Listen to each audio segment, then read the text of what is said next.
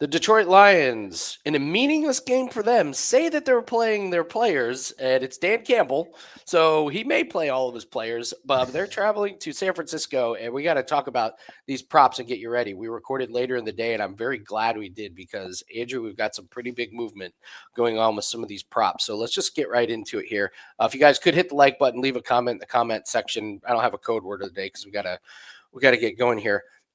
Here's what's interesting. Andrew, right before we recorded, they just took the Jared Goff passing yards off the board at DraftKings. I'm looking and it's around 245 at MGM, 250.5 at FanDuel, 255 at Fanatics. I'll jump over to the rushing props. The rushing yards for Jahmyr Gibbs is down almost 10%. It was 93.5 earlier today. Now it's all the way down to 85.5. So first thing, if you're betting on this game, just be careful. We say that every week, but this game, who knows what's going to happen with the Lions. So I guess we'll start with the passing props here. Boom, look at that. Comes right back on. Jared Goff, except it went down 10 yards. Now it's 244.5. And quick reset, back on again, just like that. Yeah, but they're lowering it. This juice on over 1.5, this was minus 205. It's 20 cents down to minus 185. All right, Andrew, we'll talk passing props. You do anything with Brock Purdy or Jared Goff in this game? Yeah, I mean, look, do we really want to focus on Jared Goff? Unless you can give me first half prop bets, Andy. I'm not sure if I really want to jump in. We used to be able to do that. I remember you used to bet like first half touchdown for certain guys. But I do want to look towards the over on Brock Purdy passing yards. That's kind of one that stuck out to me. You know what's funny about this Detroit Lions defensive group is that they started off the season giving up a ton of yards, but their offense kind of made up for it, right? Then they got better, and everybody started to say, hey, the defense isn't bad. Your guys' numbers are skewed from the start of the season. And then if you look at the last 5 games, they've ranked like 25th or 26th in most defensive categories, but their offense has made up for it. Let's not kid ourselves here. A lot of people are high on this Lions team, and for rightful reasons. They've had a tremendous season, but their defense is something I'm a little bit concerned about. Brock Purdy's gotten at least 300 yards 2 of his last 3 games. I feel like this Niners team kind of has something to prove. And when I say that, I mean how disappointing their season's been overall.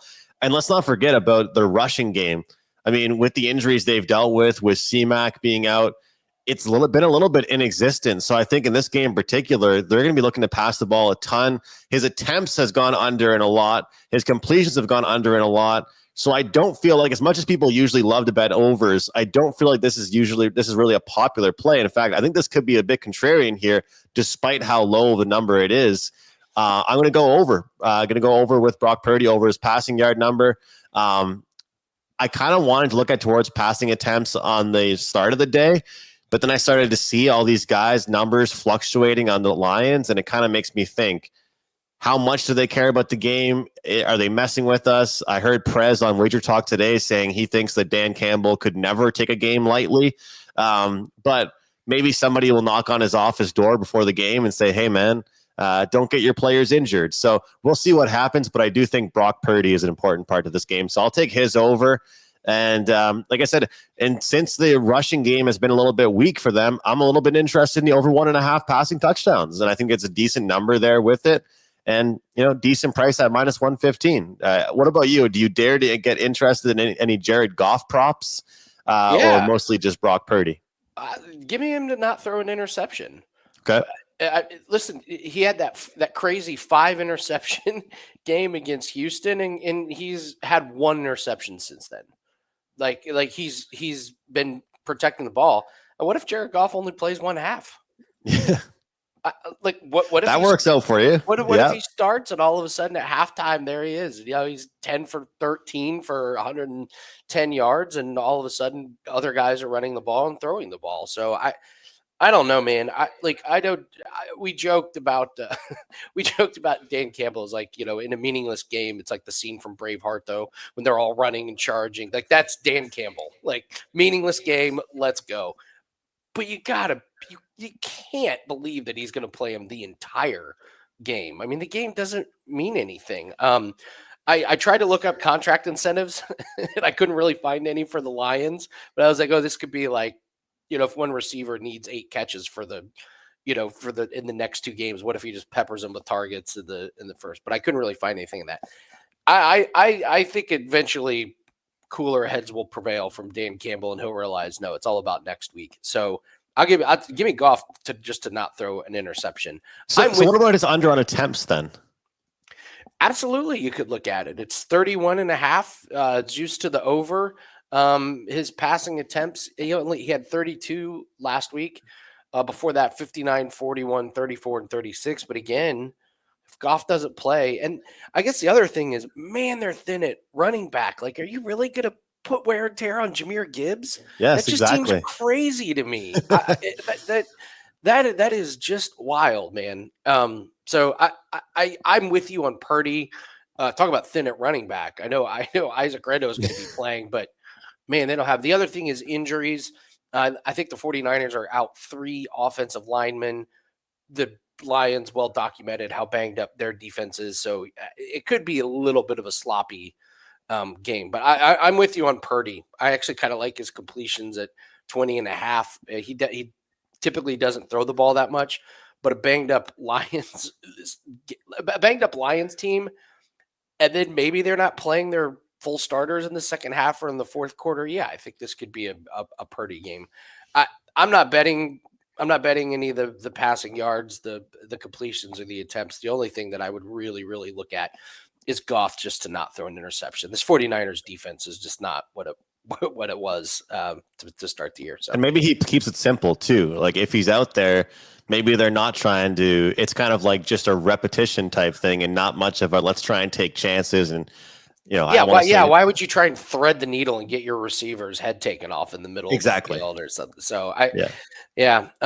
Well, let's move on to the receiving props here. Again, here's a tough one. I think this is a Kittle and Juwan Jennings type of game. Deebo Samuel got his nice treatment last week where he complained about not getting the ball, so they threw him the ball a ton. But I think Jennings and Kittle's just been absolute money for the entire year. The other thing for Kittle is his longest reception has been hitting a lot this year. I can pull it up here, but it's not up on DraftKings right now, but it's 23.5 at other places. He just always seems to get that 25, 30-yard pass down the middle there. So I'm struggling what to do with these receivers for Detroit. We were playing Tim Patrick over his receptions there for a while, and then he had none last week. So I don't know, man. The receivers to me is the toughest category on this one. What do you think on this category? So one thing that stood out to me was Gibbs over on receiving yards, just because of how much he's been getting targeted. Obviously, he's had so many shares, snap shares as both, getting rushing opportunities and receiving. But 54 targets this season. I think whether it's Goff or not, you take a look at the last couple games here: 5, 7, 6, 4 as far as his targets are concerned. He's gone over this number in 3 straight games.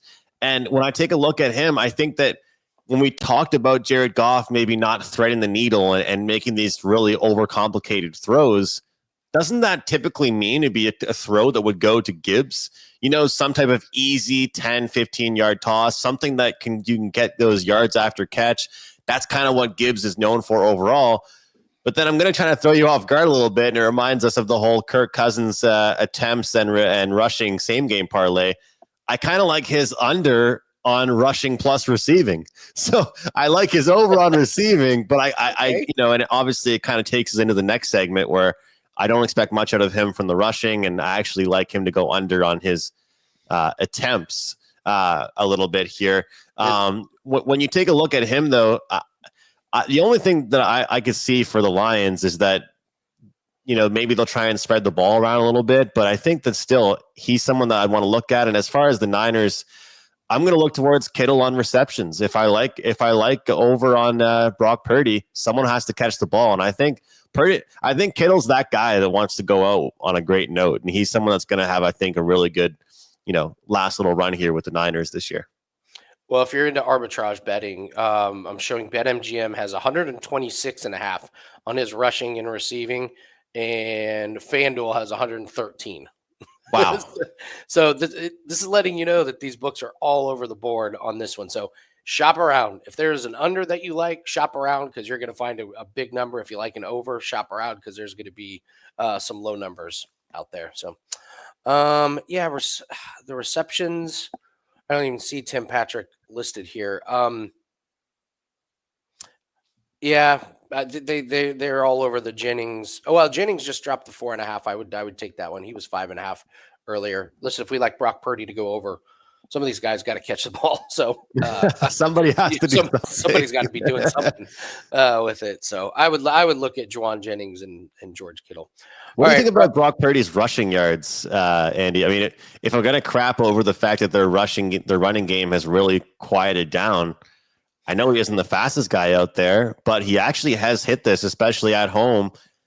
I could be intrigued by it a it's little bit 20 and here. a half, 19 and a half most places. Yeah. And yeah, 26 last week. So yeah, I could see it. I could see it. Offensive line breaking down with all the injuries. He takes off and runs. Yeah, I could see it. His rush attempts is 4.5.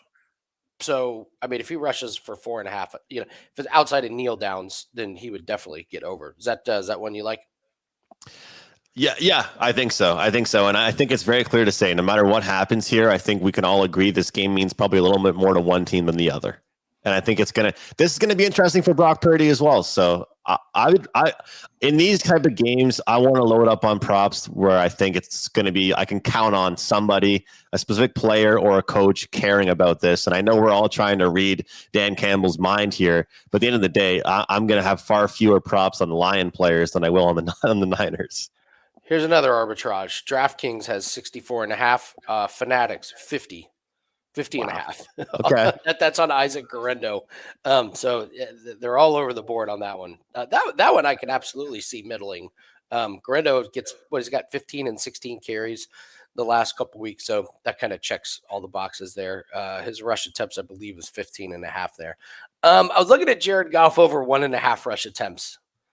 Like he's taken off a couple times. If there's kneel downs at the end of the half, problem is you may not have the obvious kneel down at the end of the game. Like some of these quarterbacks, like when Kirk Cousins when he was good and they were winning, you could take him over his rush attempts because you knew he was going to kneel at the end of the game. But I don't know. Goff over 1.5 kind of intrigues me a little bit. Of course, that being said, I'm talking myself out of it because I mean, do you really want Jared Goff scrambling in a meaningless game? It's like, just throw the ball away, just go down. Please don't run the ball that much. So I don't know. Rush attempts, Jahmyr Gibbs 16.5. That sounds like a lot. That sounds like Yeah, a it does. lot in a game that doesn't mean anything to them. That's an under I would look at. It does. And that's the thing is that you kind of can look at it in different ways and think, okay, if we're a little bit skeptical about what Goff's going to do, maybe they will hand the ball off quite a bit. But like I said, just because we don't think he's going to have the biggest game by any means, I like his receiving yards. I think he'll line up quite a bit. I think he'll catch the ball a little bit, but I don't think he's going to be. Why do they want to give him the ball to run into his offensive line or run into someone ready to absolutely destroy him when they're shaping up for hopefully a good run into the playoffs this year and not just a game like this where it's quite meaningless a little bit. So yeah, that number is a little bit high, Andy. One I wanted to throw at you as well, which is pretty much whenever I bet rushing plus receiving, I'm looking towards betting an under. Deebo Samuel under on rushing plus receiving. So his rushing yards number, the last time I checked, was 11 and a half. Yeah, I'll pull it up right now. So it's 62.5 rushing plus receiving for this game. It looks like FanDuel is the one that has it up. Coming off of 121 last week. Exactly. Again, that was the Debo get right game. Yes. 5 of his last 6 games, though, he's gone under. And what game is he coming off of? A big game. So huge one. Let's go back under, man. Let's go the other way after that big performance. I like it. I think I'm with you on that one. So it's just whenever the diva wide receiver complain, that was a mistake. Whenever the diva wide receiver complains, you should just go all in and take the over, and then it comes back down to earth for the next one. So, yeah, not up on DraftKings, but if you look at FanDuel, 62.5, I could see that one as well. So, I was going to bring up Field goals. I could see Jake Moody hitting 2 field goals tonight. I like this. It's a sputtering offense on San Francisco, but it's also Detroit that isn't playing for anything. So I could see some field goals lining up in this one, and then the PATs made. Now that Jake Bates is down to 2.5, I could see it, but it is minus 185. 3 touchdowns for the Lions against this 49ers team doesn't seem that bad. But I do like the made field goals for Jake Moody at plus money. So yeah, tough game for props, guys. No other way to dissect it here. You got any other props or anything you like in this game? Well, I wanted to ask you. Usually, we see Dan Campbell kind of making these moves where he's bold, right? What if he's not bold in this game? What if he settles for more field goals than we expect him to settle for? What if the Lions end up going over on their field goal number just because they play a more normal football game and Instead don't of play going for it on every right? fourth down. They go through the regular motions, or maybe we see him still having steam coming over through his ears and wanting to win the game by 20. We'll see what ends up happening. But I could see, if we're talking about a conservative approach, wouldn't that mean, hey, let's see what our guy can do and not let's try and destroy our running back to get 2 yards? Just an idea. Yes, Just an idea. absolutely. Absolutely. I've got an idea for a same game parlay, Andrew. I want to have you help me build it here real quick. But first, tell everyone what you have up at WagerTalk. Yeah, Andy, look, I mean, I haven't posted props yet in the NFL, but the more we look at it, the more I'm like, maybe 1 or 2 gets posted. But I love that deal we have, Holiday 25. The very short period of time left on that deal, so make sure you guys take advantage of it before the new year is here with us and 2025 is here. But I'm on a 15-4 NHL run. It's been great. It's been low volume, and we cashed a plus 110 winner on Sunday. So it hasn't been all chalk by any means. We've been cashing underdog tickets. Have 1 play up today, but more being added as I await goaltending information. So guys, don't miss out on my best bets in the NHL. But you're going to get my NFL, any NBA selections, anything I release if you buy an all access package. That works for Andy as well with that promo code Holiday 25. Number 2 in the NHL in the month of December, and number 3 in the NHL overall this season. And Andy, you're doing pretty well in the NHL as well, my friend. Oh, I'm crushing NHL. The season got off to a rocky start. I was like 500 in the first couple weeks, but I am, yes, I will freely admit I am absolutely on fire. 7-1, 20-7 run, number 1 in profits the last 30 days. It's been great. By far the hottest sport that I'm on right now. I've actually cut down plays in other sports just because NHL is going, so well. So, yeah, we got a best bet that's up on Monday. You can take advantage of that promo code. We have a tennis starting up, Andrew. A lot of tennis plays. I think we had 3 or 4 today. We've got the Australian Open coming up, and I love my favorite tennis tournament. Tournament. I'm a degenerate. I like being up at night. I'm a late guy. All right, I am what people would say, and don't take this the wrong way. I'm a degenerate tennis guy. I don't like watching the ones during the day. I'm up at 2 a.m. researching and watching for the next games. I love the Aussie Open, so I'm up for it. Well, tennis has been great for us. We're number 1 lifetime since we joined WagerTalk. So tennis goes great. So get ready for that. And then, listen, for me, it's a huge day or a huge week. Golf starts. I can't believe it. Golf season is already here. So that show will be back, and all of our golf plays will be. I've never had a losing season in golf since joining WagerTalk. I was number 1 last year. So take advantage of all of those sports over at WagerTalk. All right. So here's the premise of the same game parlay, Andrew. What if we go into this thinking, what if Dan Campbell rests guys at halftime, and this is just unders galore on the Lions? Could we build something with Goff under his yards, a Gibbs under his yards? Could we do something like that? What if over? Let's see. Where's his passing attempts? What if we just went under his passing? Okay, let's go to rushing props and let's take Jahmyr Gibbs under his. I'd prefer to go with attempts with him. Could we do that, or would you rather do yards? Those are off the board. And they're not even giving us. They're not going to give it to us. Okay. Sneaky. Who else? Who else could go under?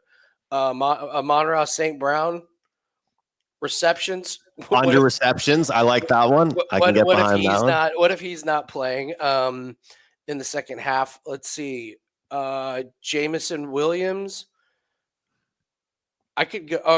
Oh, let's go Jamison Williams under. What if he doesn't catch the long bomb in the first half, and all of a sudden he's not playing?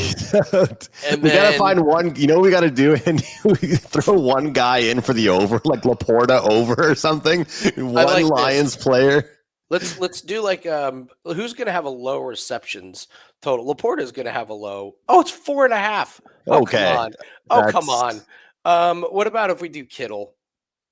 What if we yep. just throw in Kittle? I like him. I like him. Yeah, that gets us to 8-1 because I think San Francisco is going to be playing their guys throughout. So all right, so this is the same game parlay that what if Dan Campbell rests everyone at halftime. So we'll take Goff under his passing attempts, Monroe St. Brown under his reception, Jameson Williams under his yards, and George Kittle over 67.5 at 8-1. There's your Dan Campbell rest guys at halftime. So if he doesn't, we're toast. But if he does, this is absolutely live. So, all right, guys, that's going to do it for us. Don't forget to go to wagertalk.com. Check out that special. The promo code is holiday25, gets 25% off anything. Use it on a long-term pass. Don't just use it on like one play. Get you 7 days, get you 30 days or anything longer. So take advantage of that.